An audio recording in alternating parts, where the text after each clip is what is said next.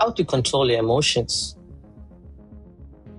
Have you ever said, I'm angry, I'm sad, I'm anxious, and I'm lonely? Most of us speak this way every day.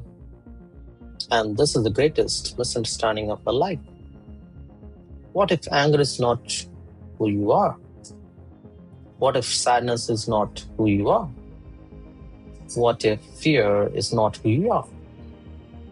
What if emotions are simply energy moving through the body? The suffering begins the moment we mistake the energy for our identity. Today, I want to share a simple transformative insight. Emotions are energy. They are not identity. Most people want to control their emotion, control anger, control fear, control anxiety, control sadness. But have you noticed something? The more you try to control an emotion, the more attention it gives, the more attention you give to it, the stronger it seems to become. Because control is already a form of resistance. A resistance prevents understanding. What if the problem is not emotion? What if problem is our relation to the emotion? Most people experience emotion in one of the three ways. They suppress them, they express them, they escape them. But very few people understand them. And until we understand something, we remain controlled by it. So before asking, how do I control my emotion? Perhaps a deeper question is, what are emotions? Because once you understand that true energy, your relationship with them changes completely. You stop seeing emotions as emotions. You stop seeing them as problem to solve. You begin to see them as energy to be understood. This shift is beginning of witnessing, not controlling emotions, not escaping emotions, but experiencing them consciously. Let's begin with something simple. Every emotion has a physical expression. Think about anger. What happens? The jaw tightens, the face becomes hot, breathing becomes faster, the heartbeat increases, energy rises through the body, the chest feels heavy, the eyes become watery, the body loses energy. This is sinking sensation. Fear feels different. The stomach contracts, the heartbeat accelerates, breathing becomes shallow, the body prepares for danger. Joy feels different again. Expansion, warmth, lightness, aliveness. Love creates openness. Excitement creates buzzing sensation. Loneliness creates a hollow feeling in chest. Notice something important. Every emotion has a physical signature.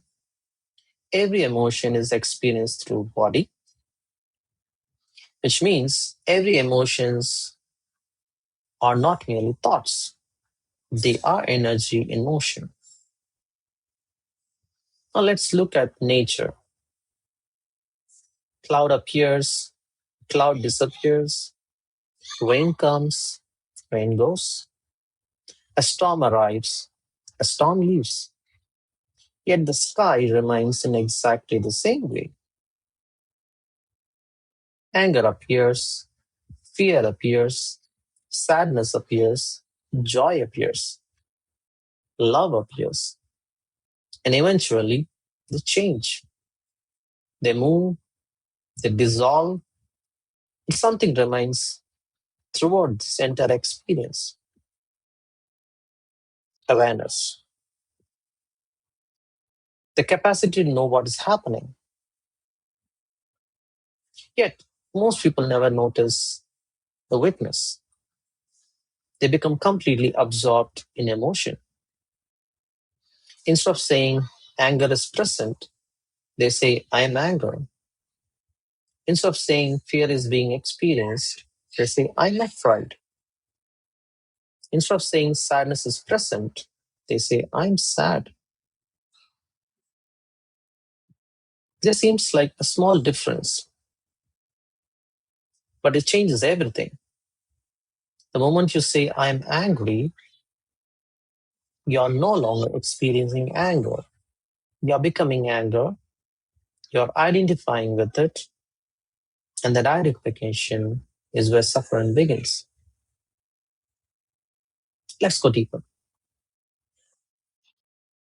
An emotion by itself is not usually a problem. The real problem begins when the mind gets involved. Imagine anger appears. Immediately the mind starts talking. You should not have said that. She never understands me. This always happens. I'm right. They are wrong. Notice what happened. The emotion was one thing, the story was another. The fear appears. The mind says, what if I fail? What if something terrible happens? What if I cannot handle it? Sadness appears. Then the mind says, there must be something wrong with me. I will always feel this way. The original emotion may have lasted only a short time, but the thoughts keep feeding it. The thoughts keep renewing it, and the thought gives an emotion a story. A story gives emotion a longer life. And that is why many people carry emotions for years, not because of original feelings, but because of the continuous identification and thinking around it. Emotions become sticky, not because emotions are naturally sticky, but the mind glues them to identity. Imagine holding a burning charcoal in your hand. The longer you hold, the more it burns. The thought is often what keeps holding the emotions. Emotions want to move, the body wants to process it, the minds keep replaying the story again and again and again. And every replay strengthens the identification. Most people respond to emotion in one of the three ways. They suppress them, they express them consciously, and they escape them. Suppression pushes the emotion deeper. Unconscious expression spreads suffering. Escape prevents understanding. But there is another possibility, witnessing. And this is where everything changes. Witnessing is not about getting rid of emotions. Witnessing is not about becoming emotionless. Witnessing is not about positive thinking. Witnessing is not about pretending everything is okay. Witnessing is not understanding emotion shallowly, but more deeply. Experiencing them consciously.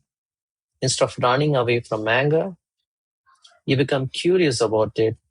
You absorb the heat, the tightness, the moment of energy.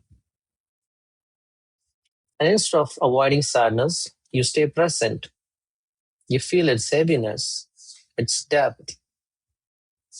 Instead of fighting fear, you absorb its movement, its contraction, its sensation. And for first time, you stop treating emotion as enemy. You begin understanding them. You discover that emotions are not problems to solve, they're experiences to understand. Imagine standing by ocean, a wave rises. Would you fight the wave? Would you become the wave? Would you try to hold on to it? No, you simply watch. In the same way, you begin watching emotion. Anger is present, fear is present, sadness is present, joy is present, love is present. But now there is awareness and there is understanding. You experience emotion fully, yet you're no longer trapped inside it. You feel it deeply, yet you do not lose yourself. You experience life completely, yet you do not turn every experience into an identity. This is witnessing. Witnessing is simply experiencing consciously, nothing more, nothing less. The emotion is experienced, the body is experienced, the thoughts are experienced. The awareness remains present throughout this experience. As witnessing deepens, a natural spaciousness appears. You begin to see emotions are visitors, temporary. Some stay briefly, some stay longer, but none of them are permanent. None of them define who you are. You stop saying, I'm angry, and begin noticing anger is being experienced. You stop saying, I'm anxious, and you begin noticing anxiety is moving through the body. You stop saying, I'm lonely, and you begin noticing loneliness is present right now. The small shift creates enormous clarity because you're no longer imprisoned by every emotion that appears. You're understanding it, experiencing it, witnessing it. And through this conscious experiencing, inner freedom begins to emerge, not because emotion disappear, but because identification dissolves. The next time an emotion arises, pause. Don't react immediately. Don't suppress it. Don't escape it. Instead, ask, how does this emotion feel in body? What sensations are present? What story is mind creating around it? What happens if I simply experience it consciously? Then stay present. Observe, feel, understand, witness. Because every emotions are energy. They are not identity. Anger is an energy. Fear is energy. Sadness is energy. Joy is energy. Love is energy. They arise, they move, they dissolve. Witnessing is simply experiencing this moment consciously. If this message resonates with you, subscribe for more insights on witnessing, awareness, and inner freedom. And today, try one simple experiment. The next time an emotion appears, don't say, I'm angry. Say, anger is being experienced. Don't say, I'm afraid. Say, fear is present. Don't say, I'm sad. Say, sadness is present. That small shift may change your entire relation with yourself. And next time, keep witnessing.